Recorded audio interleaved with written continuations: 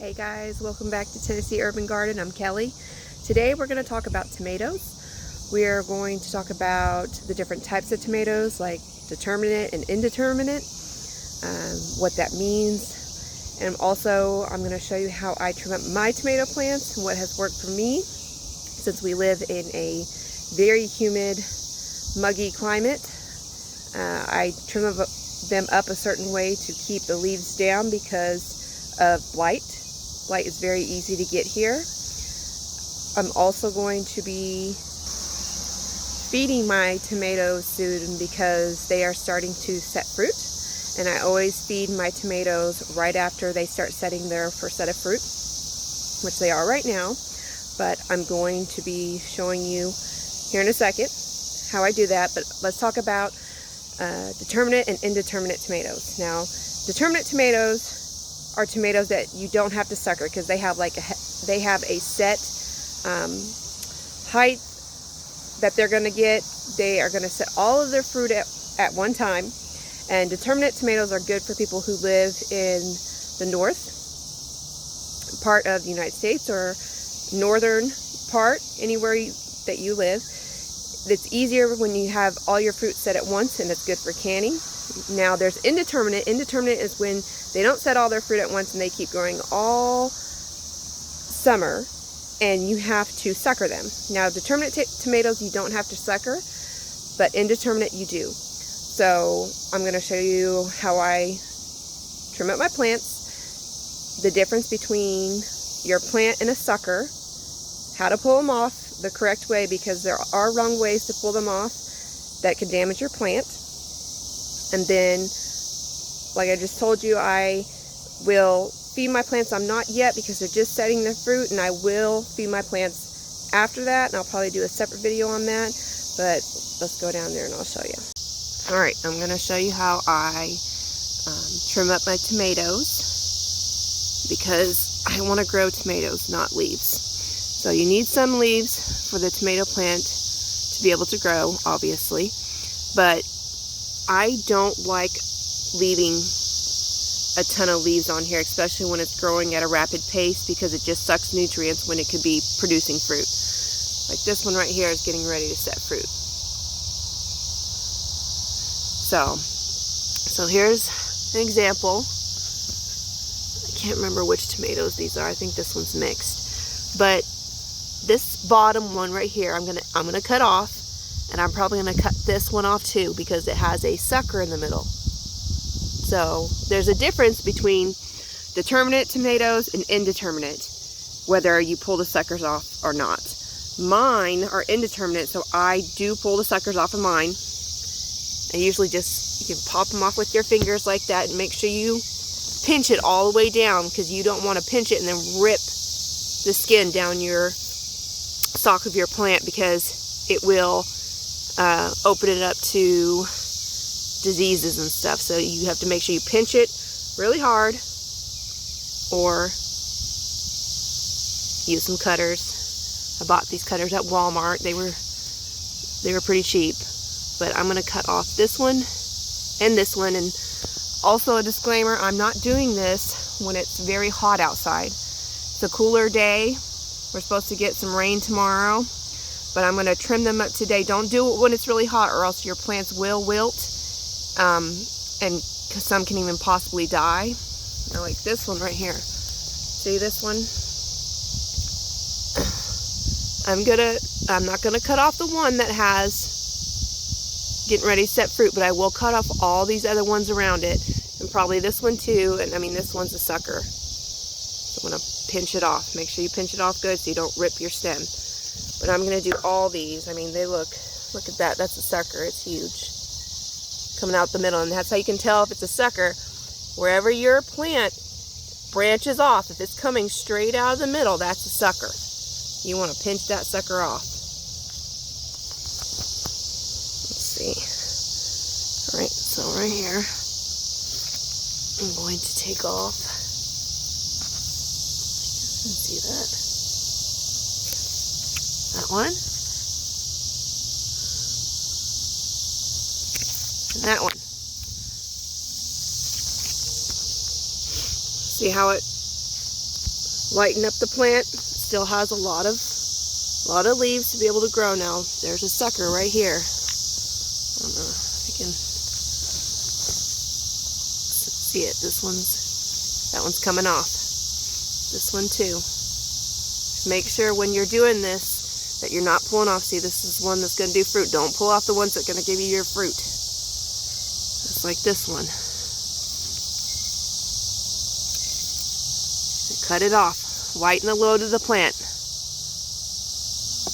see, is this one again going to give me fruit? Yes, so I'm not going to cut that one off. This one actually broke off into 2 runners. I usually like to have one runner going up, but sometimes it will branch off into another one, and that's just how it is. I'm not going to cut it off. Some people say you have to cut it off. You don't have to. You'll still get fruit from this plant. Let's look at this one. So these 2 bottom ones are going to go because I don't want them on there anymore. See? Lighten the load of your plant. This one, what is this one?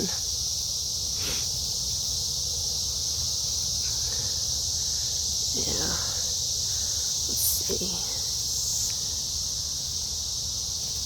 All right, so we're gonna leave that one alone. Some of them did split. I haven't trimmed these up in a while. I've been so busy, but you can't forget about your tomatoes, and I accidentally forgot about them, and they've grown like weeds, so we're gonna snip this one off too, just so it can put all its energy into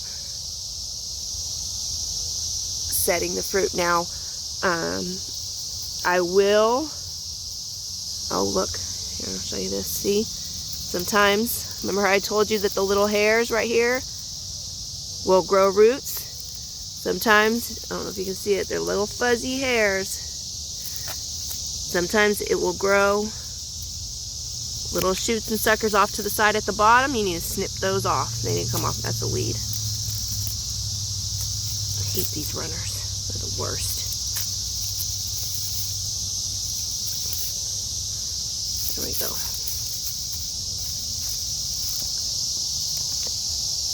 So that's what I'm going to do to all of these. And that big bed right there. Okay, see? This is what I didn't want to happen. When they get heavy, sometimes when you have a storm or something, they'll rip down the stalk. I'm gonna cut this one off right here. But this can introduce diseases, and pests love it because it's an open wound on your plant. But sometimes that happens. I'm gonna cut this sucker out of here. It's huge. But this is what I was talking about, ripping your plant. If you try to take the suckers off sometimes, you don't pinch them all the way through. This is what happens. Or if your parts of your plants get too heavy, it will rip down the stalk. See, like this one? Look at that sucker. It's huge. Okay, and I also trim up my small ones, not just when they're big. So whenever I'm trimming up my smaller tomatoes, because I plant them at different times so I can have a staggered season, I always cut the bottom leaf first. The bottom ones need to go first, so this one needs to go too.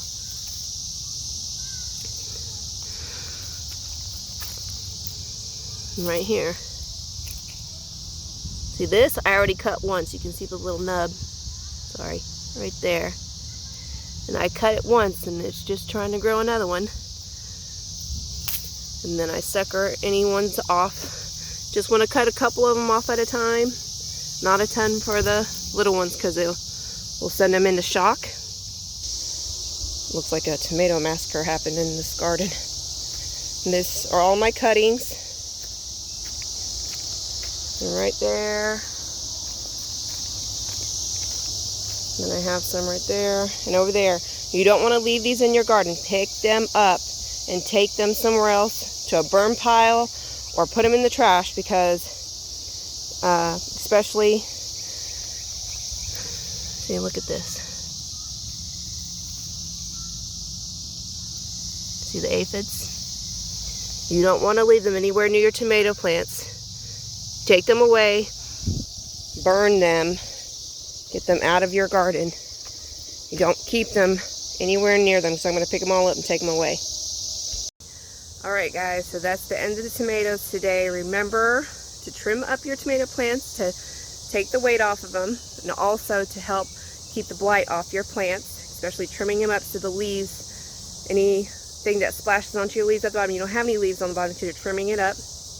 And also letting the air flow. You need to trim your tomatoes to have good airflow so they can dry, especially if it rains, like it just rained not long ago. And if you don't trim your tomatoes and thin them out, that the water can stay in there and it gets very, not sticky, but the water can stay on the leaves and it can cause problems with diseases and blight. So you just want to trim up your tomatoes and then thin them out some, just so they can breathe and the airflow can get in there really good. And it also helps with the bees getting in there and having access. So if it's really thick and heavy, it's just harder for them to find the flowers, which they still can.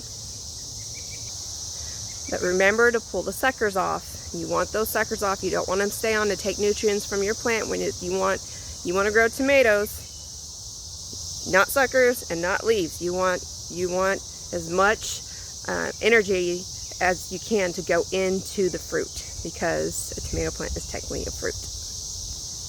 And remember, I fed my tomatoes when I put them in. I put some at the bottom of their hole. I fed them when I first planted them, and I wait until their first setting of fruit to feed them again. And then when they start setting another set, I'll feed them again. That's how I do my cycle. Some people can feed more or less. On the back of the packages, it tells you how often you can feed. Sometimes when I know I'm getting a huge cluster of tomatoes, I'll feed it more towards the end when they're getting ready, so they can get big, fat, and juicy, because that's what you want. And remember, if you have pests like the aphids that I showed you, you can use different, there's different methods to get them off. Now I use neem oil. I prefer neem oil, but there's a lot of different natural organic ways to do it. And then you can also use pesticides if that doesn't bother you. But for me, it seems to work the best to use my neem oil. I have the concentrated neem oil that I'll put in a sprayer, so I don't have to use up the little bottles. They get really expensive.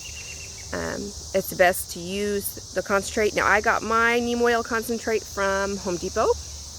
I think it was $13 for a pretty big bottle, which is not a bad price at all, considering one of the bottles alone is about $7. And you can blow through that bottle really fast, especially if you have a big garden. So watch out for pests, blight, take those suckers off, and then don't forget to feed your tomato plants. If you don't feed something, it's not going to grow. You have to feed your plants. If you have any tips or tricks on growing tomato plants that you want to share with me or others, just leave a comment below. Don't forget to like and subscribe to my channel, and I'll see you guys next time. Bye.